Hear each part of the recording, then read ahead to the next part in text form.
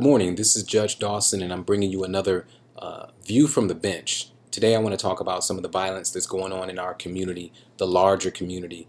There was a young man gunned down this past weekend in Chicago. He was only 17 years old, and there were a few points that I want to make about it. We know the violence in Chicago is just out of control in general. But this young man was gunned down by another teenager while in front of, or at least with his family. They were going to the laundromat. And from what the news reports state, there were words exchanged between the two young men. One didn't like the way the other one looked at each other, and then it ended in gunfire. Now, the point that I want to make is, one, we have to do something about reaching our youth so that they're not committing crimes and this type of violence.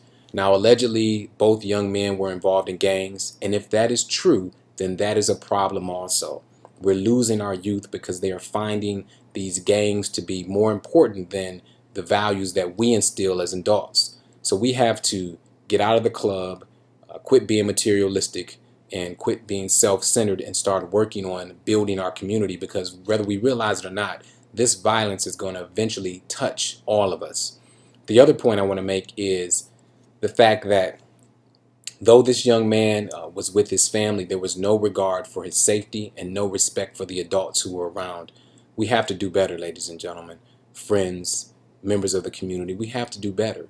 We have to make sure that we are instilling in these young men a sense of pride so that they don't commit these types of acts, because otherwise our community is going to fail.